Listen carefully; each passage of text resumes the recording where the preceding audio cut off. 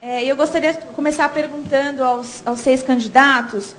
Em agosto, a revista São Paulo fez uma reportagem mostrando como tinha sido a produção da Câmara, que está agora, da atual composição da Câmara. Então, foi feita uma apuração de que, de janeiro de 2009 até metade deste ano, 80% dos projetos que viraram lei se referem a nomes de rua, a homenagens a cidadãos e também a criação de datas comemorativas, como, por exemplo, o Dia do Maquiador. Gostaria de fazer 2 perguntas sobre isso. O que fazer para a Câmara se tornar mais conectada com as necessidades da cidade, com os desejos que os paulistanos têm de transformar essa metrópole em uma coisa mais eficiente? E também, qual o projeto mais relevante que os senhores pretendem apresentar, caso sejam eleitos? Candidato Celso. Eu quero também agradecer o convite da Folha, pela oportunidade de estar presente aqui nesse debate. Eu acho que existe um esclarecimento técnico que a população precisa saber. Para votar um projeto de lei normal, o projeto é apresentado, ele precisa passar por todas as comissões, vai a plenário e tem que ser votado 2 vezes. O título de cidadão paulistano passa só por 2 comissões e é votado em uma única votação, mais fácil de ser aprovado. As datas comemorativas não passam pelo plenário. É apresentado, passa pelas comissões e é aprovado automaticamente. Por isso, a maior rapidez nessas aprovações. A discussão é: por que tantas datas e por que tantos nomes de rua? Mas aí precisa, eu acho que uma das avaliações que precisam ser feitas é no sentido de que quais são os mandatos que apresentam mais datas e mais nomes de rua. Por exemplo, o meu mandato em 12 anos apresentou só um nome de rua, que era uma rua que a gente precisava ajustar por causa das reivindicações populares. Eu assinei o projeto junto com outro vereador. Precisa fazer a avaliação de acordo com cada mandato. Em relação às prioridades do nosso mandato para a próxima legislatura, se Deus quiser, se a gente conseguir vencer as eleições, 2 prioridades imediatas, não é? Todos os candidatos a prefeito estão fazendo o compromisso da implantação da escola de período integral. Eu tenho o projeto de lei da implantação da escola de período integral apresentado em 2005. Não é? E ainda tentar, e aqui eu quero fazer um registro que o vereador Policy tentou me ajudar muito nisso, tanto como líder do governo, como depois como presidente da Câmara, mas infelizmente nós não conseguimos. Eu apresentei em 2009 o projeto de lei de acesso à informação, com 90% de itens iguais à lei de acesso à informação nacional que foi aprovada em 2011. E aí continua sendo uma prioridade para a gente poder ter a lei municipal. Obrigado. Boa noite aos candidatos. Todos falaram aqui do plano diretor, que é uma das prioridades para a próxima gestão. E dentro disso eu queria fazer 2 questões que gostaria que vocês abordassem a partir disso. A doutora Luísa falou sobre os alvarás, a legislação de alvarás. O André citou também os imóveis irregulares na cidade. Embora o plano diretor seja de 2002, fazendo agora 10 anos, a lei de zoneamento é posterior de 2004, o Código de Obras é de 92, ele é mais antigo, da época em que os vereadores tinham controle das subprefeituras e dos fiscais e diziam o que podia e não podia ser feito, como se provou depois na tal máfia dos fiscais, etc. Então eu queria... e o plano diretor, por outro lado, incentiva o adensamento em algumas áreas da cidade, o tal do coeficiente 2, que é estabelecido em áreas prioritárias para o adensamento. Esse também é um outro debate, até na revisão frustrada do plano diretor, que era para ter sido feita em 2007, isso foi bastante debatido. Vamos acabar com esse coeficiente, não vamos e tudo mais. Então eu queria saber com os candidatos o que vocês pretendem fazer especificamente nessa questão. Como combinar o desenvolvimento da cidade, o adensamento sustentável, o adensamento correto da cidade, combinar isso com uma legislação antiga que muitas vezes prejudica e até atrapalha a exploração imobiliária, o desenvolvimento imobiliário da cidade, como nós estamos vendo ainda um escândalo recente do Aprove, em que tudo ali era feito na base da propina, ou muita coisa, conforme isso foi ficando claro ao longo do tempo. Então eu queria começar com o Celso já tem. Eu quero fazer uma introdução nessa questão do plano diretor, que é assim. Quando se fala em plano diretor, a discussão é sempre nessa direção, Ivan. Código de obras, adensamento, o que pode construir, o que não pode construir, o que pode fazer, o que está irregular. Ninguém discute o lado social do plano diretor. Por exemplo, no plano diretor de 2002, eu não vou saber repetir o artigo aqui agora, mas nós colocamos no plano diretor de 2002, o Nabil sabe disso, porque fui eu que pedi para ele colocar, o zoneamento hospitalar da cidade. Então, por exemplo, a cidade de São Paulo, na região central, tem quase 50 leitos para cada 1.000 habitantes. E conforme a gente vai indo para a periferia da cidade, nós chegamos a ter meio leito para cada 1.000 habitantes, e em algumas regiões 0 leito para cada 1.000 habitantes. Então, quando a gente fala em plano diretor, a gente tem que falar na cidade como um todo. E o capítulo social do plano diretor tem que ser discutido à exaustão, e nós temos que construir uma cidade que seja uma cidade, pelo menos, com mínimas condições de atendimento para a população. Não adianta a gente restringir a discussão do plano diretor, e eu acho que esse foi o grande defeito dessa revisão que veio para a Câmara, porque na Comissão de Constituição e Justiça nós somos obrigados a inserir no texto novo que veio para a revisão do plano diretor todas as questões sociais que estavam previstas no plano diretor original, porque ele veio sem nenhuma delas. E esse exemplo da saúde é um exemplo que precisa ser resolvido definitivamente na nossa cidade. As pessoas não podem mais ficar 10 meses para marcar um exame e 6, 8 meses para marcar uma consulta com um especialista. A gente tem que oferecer o mínimo de condição para as pessoas que moram na nossa cidade, em qualquer região. Eu vou fazer uma pergunta sobre um assunto que está pipocando aqui ali, que é a questão das subprefeituras. Pergunta da plateia também. Também tem perguntas da plateia. Houve um período, durante o início da gestão do Serra, se não me engano, que prefeitos do interior vieram para ocupar essas subprefeituras. Depois a gente passou por um processo de despolitização, digamos assim, com coronéis ocupando essas funções. E, enfim, eu gostaria de saber que formato de subprefeitura os senhores consideram que seria o mais eficiente para a cidade.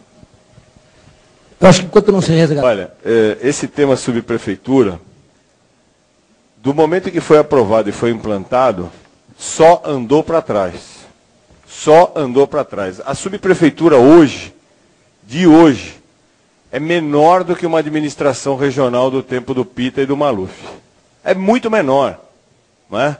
E aí, a gente precisa discutir também aquela coisa do instrumento subprefeitura para eleger deputados e vereadores e etc, e etc. Subprefeitos que vieram do interior para ser subprefeitos se transformaram em deputados estaduais com votações expressivas nas regiões em que atuaram como subprefeitos.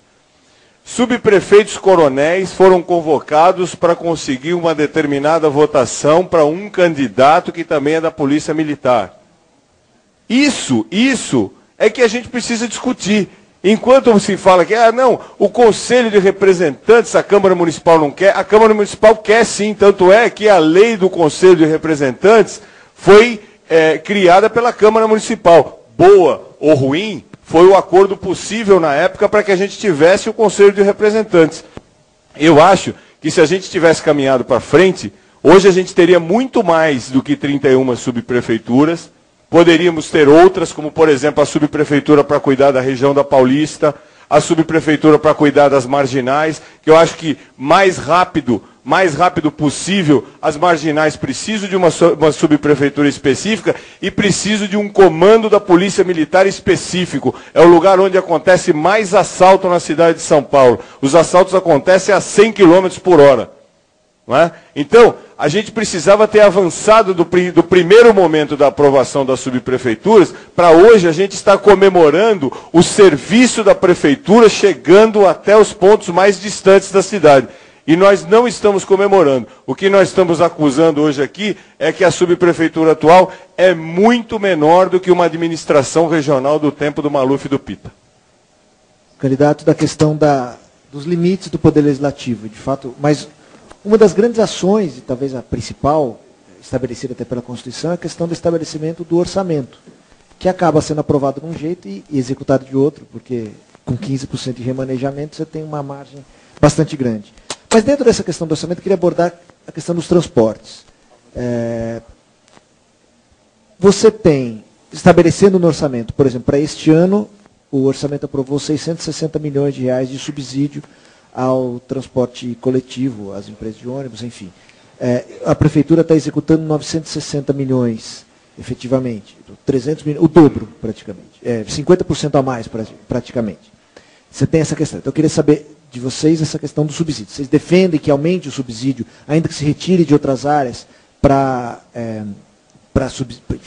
bancar essa diferença do transporte público?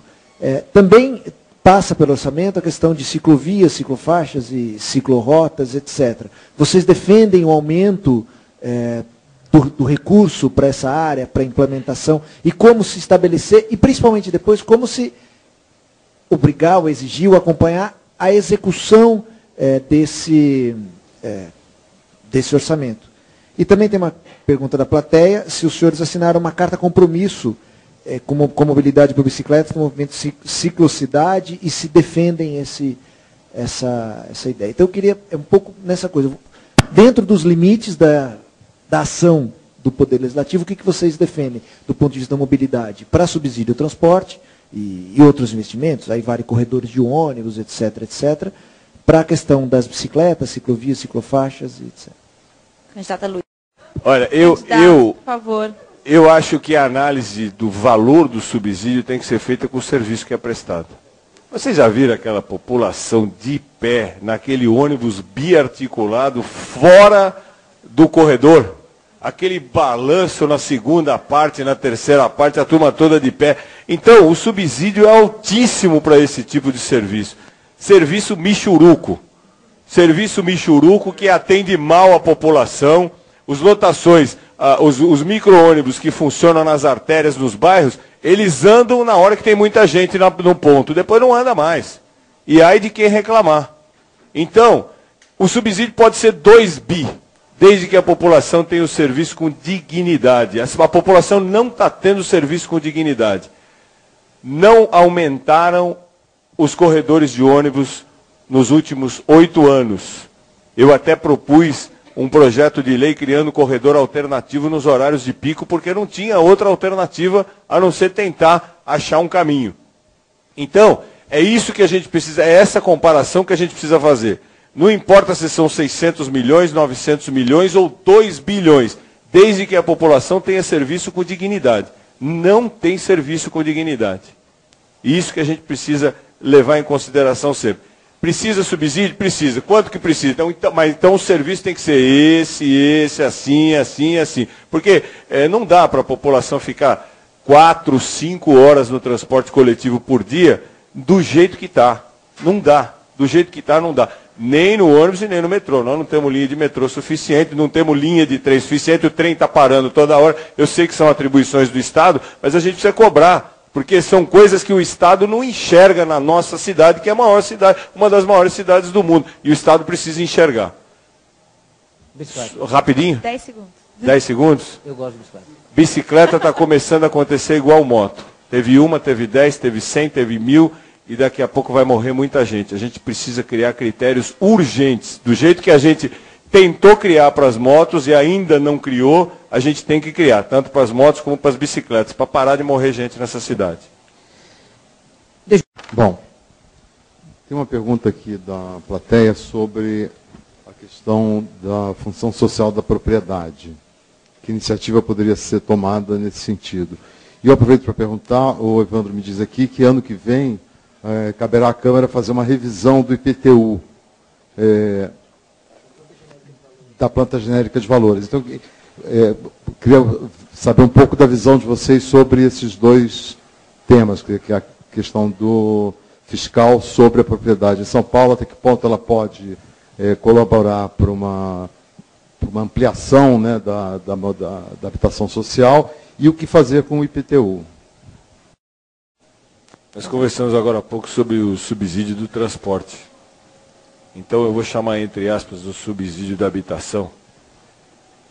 Eu acho que o dinheiro está sendo muito mal administrado, porque assim, tem duas indústrias, né? Uma é a indústria do aluguel social, né? Que ela é interminável, uma imensidão de aluguéis sociais que estão pagando por aí, que não resolve o problema de ninguém, ninguém consegue alugar nenhum barraco com R$300 por mês. Para que essa população que está recebendo aluguel social fique esperando a construção de novas unidades. Por exemplo, onde vai ser construído o túnel da Operação Urbana Água Espraiada, que vai custar preliminarmente 3,5 bilhões, todo o programa ali, são mais de 10 mil moradias, isso, Pólice? Os predinhos, mais de 10 mil moradias sendo construídas. Não, nós precisamos manter a população aqui onde elas moram, então onde eles moram. Só que assim, a população fica mais de um ano recebendo aluguel social, sem a mínima condição de moradia, enquanto espera as empreiteiras construírem novas moradias. E aí aquele predinho novo dá uma vontade do pessoal para vender, né? Preciso vender, porque isso aqui é novo e tal. Então, assim, a gente precisava definitivamente achar esse mecanismo de ocupar essa imensidão de prédios vazios no centro da cidade. Fica muito mais barato para a prefeitura adaptar um prédio vazio para servir de moradia para boa parte dessa população que fica recebendo aluguel social durante mais de um ano, não é? Do que construir mais de 10 mil unidades e a população ficar esperando esse tempo todo. Esse é um exemplo, tem vários exemplos na cidade. Agora, essa questão do fogo nas favelas, eu acho que tem um detalhe aí também. Eu sou autor da lei do Previn, do Programa de Prevenção de Incêndios na Favela. Esse programa foi muito mal aplicado, principalmente esse ano. O IPT e o Corpo de Bombeiros, que tem uma expertise nisso, quando a lei foi aprovada e o programa foi implantado pela Defesa Civil, eles foram simplesmente excluídos do programa. E eles precisam voltar porque a lei prevê parceria. Gostaria, então, vamos fazer agora a última pergunta que veio da plateia. Os candidatos, então, aproveitam para encerrar, essa pergunta para encerrar o nosso debate. É uma pergunta sobre qual é a proposta dos senhores para transformar ou deixar a Câmara mais participativa, mais palatável ao cidadão. A grande diferença entre o Poder Executivo e o Poder Legislativo é que o Poder Executivo é o poder das coisas, não é? Agora há pouco o Evandro falou sobre os 15% de remanejamento do orçamento. Quer dizer, a gente discute o orçamento, esses 15% na verdade equivale a quase 30%, e o prefeito faz o que quiser com o orçamento da cidade. Então, o Poder Executivo é o poder das coisas, é onde o chefe do Executivo e seus assistentes têm a caneta e o orçamento para realizar as coisas. E o Poder Legislativo é o poder das ideias. Muitas vezes até para a gente conseguir transformar uma ideia numa coisa, demora demais. O que a gente não pode mais aceitar, e esse mandato, eu pelo menos senti muito isso, não é? E não vai uma crítica aqui ao nosso presidente, vai uma crítica ao Poder Legislativo como um todo, inclusive a mim, não é? É que o Poder Executivo, a gente não pode aceitar que o Poder Legislativo seja um viabilizador das coisas que o Poder Executivo quer. Ele precisa continuar discutindo ideias, ele precisa continuar debatendo as ideias. E no debate das ideias acontece isso que o Nabil falou agora, na última intervenção dele. O plano diretor foi um plano diretor feito pela Câmara Municipal. Todo o texto foi revisto, discutido. Então a gente precisa trazer de volta ao Poder Legislativo a independência que o André falou, né? A capacidade técnica que o Pólice deixou tão patente aqui, mas principalmente o DNA do legislativo, que é a discussão das ideias. Eu quero desejar, primeiro quero agradecer à Folha de São Paulo pela oportunidade e quero desejar a todos os candidatos que estão aqui muita sorte no dia 7 e que, se Deus quiser, no dia 8 a gente consiga comemorar que todos nós ganhamos a eleição.